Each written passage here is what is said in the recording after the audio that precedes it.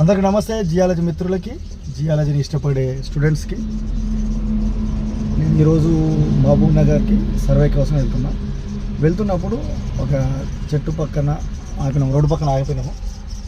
ఇక్కడ కార్లో కూర్చున్నప్పుడు మోదుగు చెట్టు ఉంది కదా, మోదుగు చెట్టు చూసినప్పుడు నాకు ఆలోచించింది, దానిపైన పక్షులు మోదుగు చెట్టు పూలలో ఉన్న మకరందాన్ని పిలుస్తూ చప్పుడు చేస్తున్నాయి, కిచకిచ అని.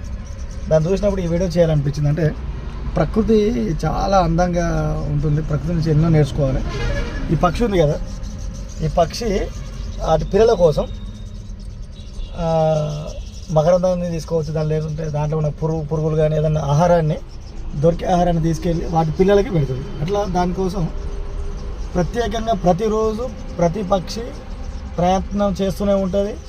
వాటి యొక్క పిల్లలని అక్కడ ఆహారం ఎక్కడ దొరికితే అంత దూరం ఎగురుకుంటూ, గాలి వచ్చినా ఎదురుగా గాలి వచ్చినా కూడా అలాగే ఎగురుకుంటూ వెళ్ళి దానికి కావాల్సిన మెటీరియల్ని సమకూర్చుకుంటుంది. కానీ మనం ఇంత నాలెడ్జ్ ఉన్న, మనం ఆధునిక యుగంలో ఉన్నాం, కంప్యూటర్ యుగంలో ఉన్నాం. ఇంత నాలెడ్జ్ ఉండి, చదువుకున్న నాలెడ్జ్ ఉండి, ఆర్టిఫిషియల్ ఇంటెలిజెన్స్ యుగానికి చేరినాం. జస్ట్ ఇట్లా మొబైల్ ఇక్కడ పెడితే ఇక్కడ మనం వీడియో చేసినామంటే ఇక్కడ అమెరికాలో కూడా చూడొచ్చు.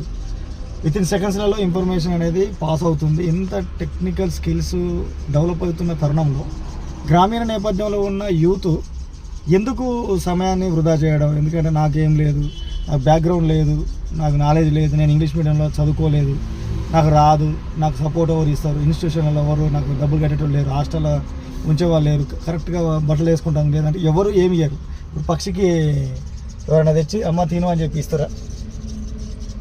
అవి వాటి పిల్లల కోసం ఆహారం ఎక్కడ దొరుకుతుందో వెతుక్కుంటూ వెళ్ళిపోతుంటాయి. మనం కూడా అంత అవకాశాలను సృష్టించుకోవాలి. మనం చదువుకున్న చదువు మీద ప్రయత్నం చేసుకుంటూ ముందుకెళ్ళాలి. ఇప్పుడు నేను జియాలజీ చదివిన కాబట్టి జియాలజిస్ట్ అవ్వాలనుకున్నా, జియాలజీ సంబంధించిన వ్యక్తులతో మాట్లాడి దానికి కావాల్సిన మెలకువలు నేర్చుకున్న, చదివిన సబ్జెక్టు ముందుకు తీసుకెళ్లాలని చెప్పి నా వంతు ప్రయత్నం చేసుకుంటూ నాకున్న వనరులని, నాకు వచ్చే అవకాశాలని సద్వినియోగపరచుకుంటూ రైతుల దగ్గర సక్సెస్ అవుతున్నా. కాబట్టి మీరు కూడా మీరు ఏం చదువుకుంటే మీకంటూ మీ లైఫ్కి ఒక అంబిషన్ అనేది ఉండాలి ఖచ్చితంగా ప్రతి వ్యక్తికి.